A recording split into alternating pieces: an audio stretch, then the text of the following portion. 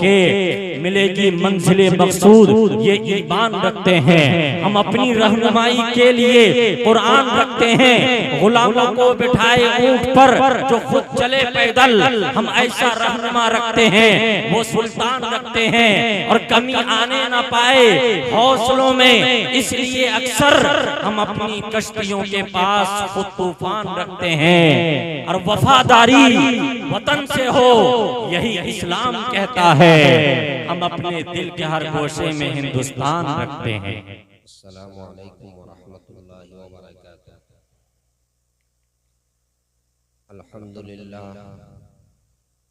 अल्हम्दुलिल्लाह नहमदुहु व नस्तईनुहु व नस्तगफिरुहु व नु'मिनु बिही व नतवक्कलु अलैहि व नऊज़ु बिल्लाहि मिन शुरूरि अनफुसिना व मिन सय्यिआति अमालिना। मन यहदिहिल्लाहु फला मुदिल्ल लहु व मन युद्लिलहु फला हादिय लहु। व नशहदु अन ला इलाहा इल्लल्लाहु वहदहु ला शरीक लहु व नशहदु अन्न सय्यदना व सनदना व नबिय्यना व हबीबना व मौलाना मुहम्मदन अब्दुहु व रसूलुहु सल्लल्लाहु तआला अलैहि व अला आलिहि व बारक व सल्लम तस्लीमन कतीरन कतीरा। अम्मा बाद, अऊज़ु बिल्लाहि मिनश शैतानिर रजीम। बिस्मिल्लाहिर रहमानिर रहीम। इन्न हाज़ल क़ुरआन यहदी लिल्लती हिय अक़वम। सदक़ल्लाहुल अज़ीम। अल्लाहुम्मा सल्लि अला सय्यिदिना व सनदिना व नबिय्यिना व हबीबिना व मौलाना मुहम्मदिन व बारिक व सल्लिम। इंतहाई अज़ीमुल मर्तबत सदर इजलास हज़रत अलहाज मौलाना अबू सुफियान साहब कासमी ज़ीदा मजदहू, नायब सदर जमीयत उलमा उड़ीसा, स्टेज पे तशरीफ फरमा उड़ीसा के अमीर शरीयत नमूने असलाफ हजरत मौलाना मोहम्मद फारूक साहब ज़ीदा मजदहू, जमीयत उलमा के सदर बावकार हजरत मौलाना मुफ्ती मोहम्मद अरशद साहब कासमी हफिज़हुल्लाह, जिनका खिताब अभी आपने समाअत फरमाया, और आपके उड़ीसा सूबे उड़ीसा की नुमाइंदगी पूरे मुल्क हिंदुस्तान में मैदान खिताबत में बिलखुसूस करने वाली अजीम शख्सियत, अजीम हस्ती, खतीब बेबाक हजरत अल्लामा मौलाना मुफ्ती सैयद नकीबुल अमीन साहब मर्ती, रईसुल जामिया व शेखुल हदीस जामिया मरकजुल उलूम सोंगड़ा का भी बहुत ही पुरमग़्ज़ खिताब आपने समाअत फरमाया। स्टेज पे उड़ीसा के तकरीबन तमाम मुअक्कर अकाबिर उलमाए किराम तशरीफ फरमा है। इन अकाबिर उलमाए किराम की मौजूदगी में यकीनन मुझ जैसे तालिबे इल्म का कुछ कहना ये बड़ी जसारत की बात है, लेकिन हजरत मुफ्ती तहमीद हसन साहब कासमी मद्दज़िल्लहुल आली के हुक्म पर चंद मिनट के लिए इन अकाबिर उलमाए किराम की मौजूदगी में कुछ कहने की हिम्मत कर रहा हूँ। मुझे उम्मीद है कि आप हजरात मेरी बात तवज्जो से समाअत फरमाएंगे और इस अज़्म और इरादे से सुनेंगे कि जो बातें यहाँ से कही जाएगी या अब तक कही गई उस पे सब अमल करेंगे इंशाअल्लाह। जरा एक मरतबा हाथ उठाकर कहिए इंशाअल्लाह। चूंकि मेरे बाद हिंदुस्तान का अजीम इदारा अज़हरे हिंद दारुल देवबंद के नायब मुहतमीम हजरत मौलाना मुफ्ती राशिद साहब कासमी, जो हम सब के उस्ताद हैं, उस अजीम शख्सियत का खिताब होना है। और सच्ची बात यह है कि हम सब उनसे इस्तिफादे के लिए यहाँ पर हाजिर हुए हैं। इसलिए वक्त की नज़ाकत को सामने रखते हुए मैं कोशिश करूंगा कि बहुत इख्तिसार के साथ चंद मिनटों के अंदर आपसे मैं रुखसत हो जाऊं, ताकि मेरे बाद उस्ताद मोहतरम का खिताब हो सके। आप सबको मालूम है कि आज का ये अज़ीमुश्शान तारीख साज इजलास, जिसमें 56 हुफ़्फ़ाज़े किराम के सरों पर दस्तारे हिफ्ज़ अभी बांधी जाएगी, इस इजलास की निस्बत कुरान करीम से है। कुरान करीम की आज़मत पर जितना बोला जाए, जितना लिखा जाए वो कम है। कुरान करीम की आज़मत के लिए क्या सिर्फ ये काफी नहीं है कि कुरान करीम ये अल्लाह का कलाम है, ये कलामुल्लाह है, अल्लाह की जात से निकला हुआ कलाम है। कुरान करीम के अलावा और जितनी आसमानी किताबें हैं, तौरात, ज़बूर, इंजील, ये अल्लाह की किताब तो है, ये अल्लाह का कलाम नहीं है।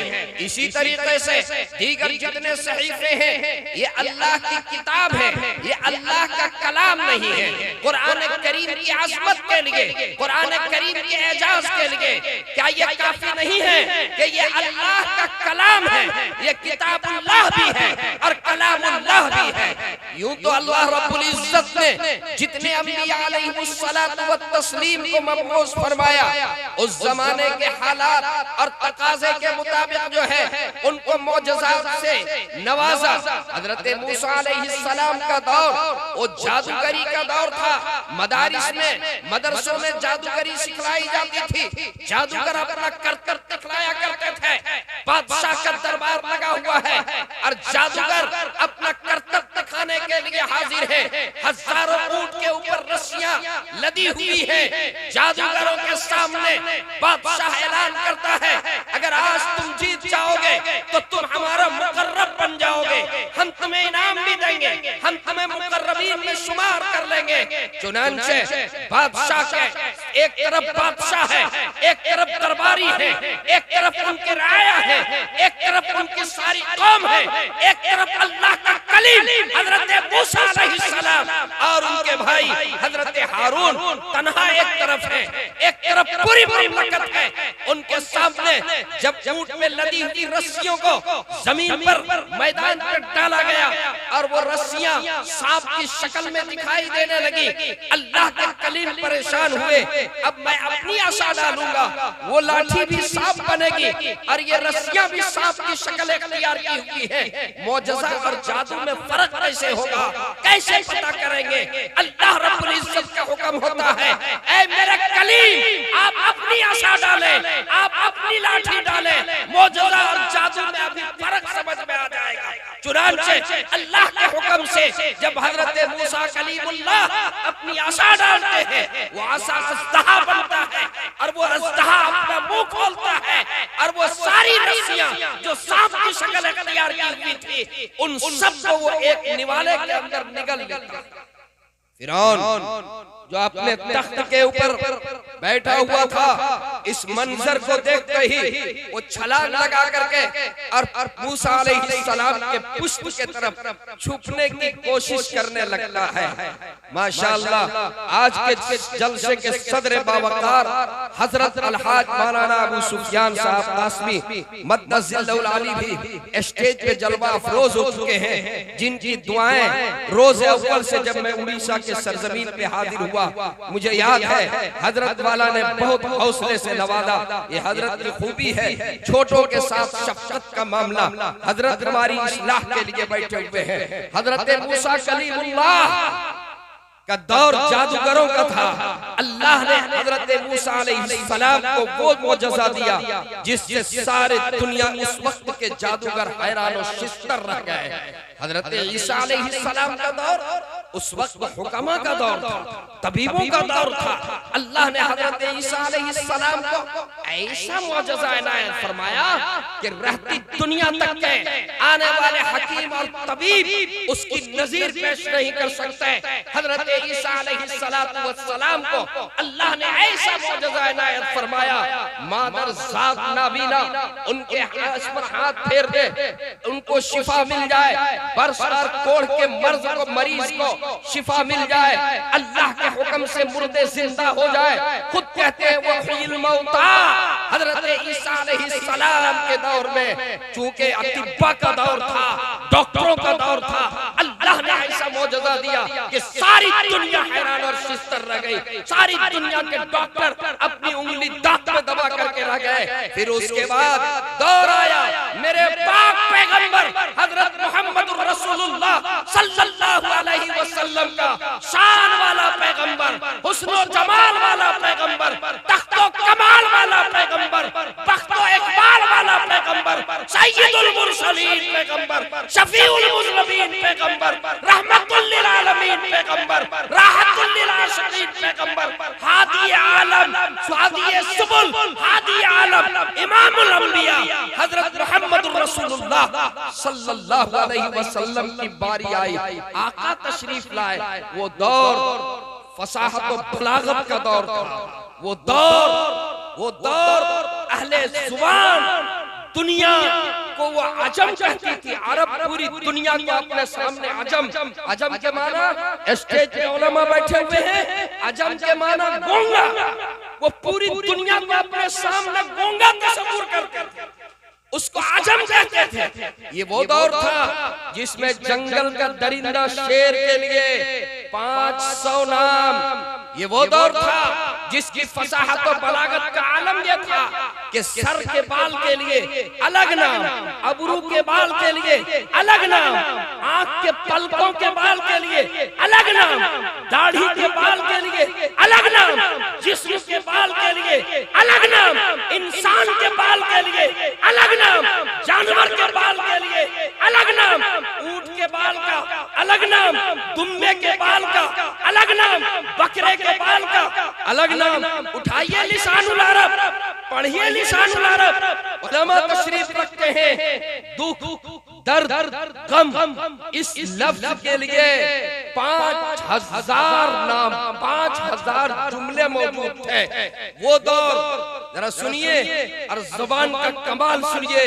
बादशाह का दरबार लगा हुआ है, दो कौम में आपस में झगड़ा हुआ, दो कौम आपस में लड़ गए, बादशाह का दरबार लगा हुआ है, दोनों कौम बादशाह के दरबार में मौजूद, दोनों के तरफ से वकील मौजूद। बादशाह के सामने एक कौम की तरफ से जो वकील बनकर के आया था, उनका नाम था हारिस बिन हिल्लिजा। इनके चेहरे के ऊपर ये बर्स का मरीज हारिस बिन हिल्लिजा जब बादशाह के दरबार में सामने वकालत करने के लिए खड़े हुए, तो बादशाह कहने लगा, इसको देखकर मुझे कराहत महसूस हो रही है, मेरी तबीयत बिगड़ सकती है, मेरी तबीयत मतला रही है, इसलिए ऐसा करो, सामने पर्दा लगाओ और फिर पर्दे के पीछे से ये गुफ्तगू करे। हारिस बिन हिल्लिजा ने जब देखा कि बादशाह ने पर्दा लगा दिया, उनके जहन में ये बात आई कि अब तो मुकद्दमा मेरे हक में नहीं फैसला होगा, जिसको मुझे देखना पसंद नहीं है, जो मेरे चेहरे को देखकर और घबरा रहा है, जिसकी तबीयत बिगड़ जा रही है, जिसको मेरे चेहरे से कराहत महसूस हो रही है, वो मेरे हक में क्या फैसला करेगा।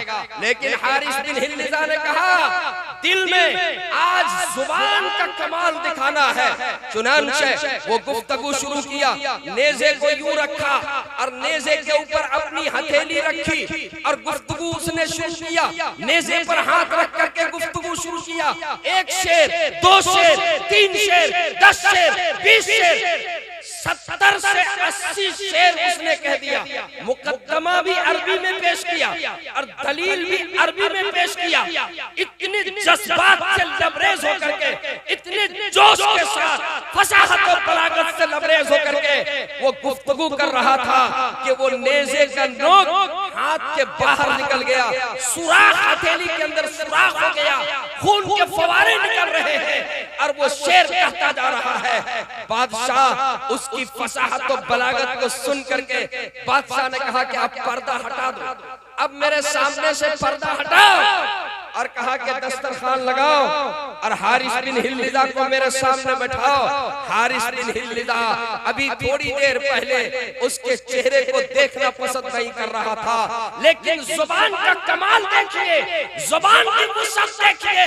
जब उसने फसाहत और बलागत के साथ गुफ्तगू किया तो न सिर्फ ये कि पर्दा हटाया, बल्कि अपने दस्तरखान के ऊपर जो है उसे वदू कर लिया, अपने दस्तरखान पे बैठा करके और और कहा कि पहले मेरे सामने बैठ करके खाना खाओ, उसके बाद मुकद्दमे का फैसला होगा। मेरे दोस्तों, कुरान करीम का एजाज और कुरान करीम की अज़मत पर क्या गुफ्तगू किया जाए। कुरान करीम की तकरीबन 29 सूरतों के शुरू में अल्लाह रब्बुल इज्जत ने हुरूफ मुक़त्तिआत जो उतारे, अलिफ लाम मीम, कहीं फरमाया अलिफ लाम मीम, कहीं फरमाया अलिफ लाम रा, कहीं फरमाया काफ हा या ऐन साद ज़िक्र रहमत रब्बिका अब्दहु ज़करिया, कहीं फरमाया यासीन। अल्लाह रब्बुल इज्जत ने ये जो हुरूफ मुक़त्तिआत 29 सूरतों के शुरू में रखे हैं, अल्लामा अनवर शाह कश्मीरी लिखते हैं कि कल क़यामत के दिन यौम तुबला सराय, जब सीनों के राज खुलेंगे, क़यामत के दिन जब सारी राज़ें दुनिया की राज अल्लाह के दरबार में खुलेंगे, वहीं पर एक क़यामत का लुत्फ ये होगा कि हुरूफ मुक़त्तिआत के राज भी वहां पर खुलेंगे। वहां बताया जाएगा इसके क्या मानी है, इसके क्या मतलब है। कुरान करीम ने रोज़े अव्वल में चैलेंज कर दिया, जब मुशरिकीन ये कहते थे कि ये मोहम्मद सल्लल्लाहु अलैहि वसल्लम ये जो कलाम पेश कर रहे हैं, ये अल्लाह की तरफ से कलाम नाज़िल नहीं हुआ, ये तो रात को सोचते हैं और सुबह ये कह देते हैं, ये फला लोहार की दुकान में बैठते हैं और वहां सीख करके आते हैं और ये कह देते हैं। कुरान ने तो चैलेंज किया, आ जाओ अगर तुम्हें शक है, इस जैसा कलाम पेश करो। आज देखिए दुनिया में एक मुल्क वाला एक मोबाइल, एक कंपनी एक मोबाइल इजाद करती है, दूसरा कंपनी उससे बेहतर, तीसरा कंपनी उससे बेहतर, एक मुल्क जो है मिसाइल बनाता है, दूसरा मुल्क उससे बेहतर, एक मुल्क जहाज बनाता है, दूसरा मुल्क उससे बेहतर बना देता है। लेकिन देखिए मेरे रब ने चांद बनाया, मेरे रब ने सितारे बनाए, मेरे रब ने जमीन बनाई, मेरे रब ने आसमान बनाया। मेरे रब का बनाया हुआ चांद के मुकाबले में सारी दुनिया चांद नहीं बना सकता। मेरे रब के बनाए हुए आसमान के मुकाबले में सारी दुनिया आसमान नहीं बना सकता, जमीन नहीं बना सकता, पहाड़ नहीं बना सकता, समंदर नहीं बना सकता, सारी दुनिया के लोग बना नहीं सकते। जबकि ये मेरे रब का बनाया हुई वो चीज है जो फानी है। कुरान ये तो अल्लाह का कलाम है और ये फानी नहीं, ये बाकी है। जब सारी दुनिया मिल करके मेरे रब के बनाए हुए जमीन और आसमान के मुकाबले में नहीं बना सकते, तो अल्लाह के कलाम के मुकाबले में कलाम कहां बना सकता है। मेरे दोस्तों, चूंकि वक्त कम है, मैं बिल्कुल मुनासिब नहीं समझता कि हजरत उस्ताद मुहतरम की मौजूदगी में मैं ज्यादा देर आपसे गुफ्तगू करूं। बस मैं आपको ये कहना चाहता हूं, कुरान करीम ये यूरोप के एक वेलफेयर सोसाइटी में एक मौके पर याद आया, जनाबे दिल खैराबादी तशरीफ रखते हैं, हिंदुस्तान के अल्लामा इकबाल सानी से इन्हें याद किया जाता है। दिल साहब जरा सुने, एक यूरोप के एक वेलफेयर सोसाइटी ने एक मौके पर बैनुल मज़ाहिब एक कॉन्फ्रेंस बुलाया। उसमें यहूदी एक दानिश्वर को बुलाया, एक ईसाई दानिश्वर को बुलाया, एक मुसलमान दानिश्वर को बुलाया। इन्हीं तीनों को इसलिए बुलाया कि इन तीनों का यह कहना है कि हमारा मजहब आफाकी है। यहूदी दानिश्वर से पूछा, ये बताओ तुम्हारा मजहब किस पैगंबर से मंसूब है? उसने कहा हमारा मजहब हजरत मूसा अलैहिस्सलाम से मंसूब, वो अल्लाह के पैगंबर गुजरे हैं। ईसाई ने कहा हमारा मजहब ईसा अलैहिस्सलाम की तरफ मंसूब, वो अल्लाह के पैगंबर गुजरे हैं। मुसलमान ने कहा हमारा मजहब मुहम्मद रसूलुल्लाह सल्लल्लाहु अलैहि वसल्लम की तरफ मंसूब।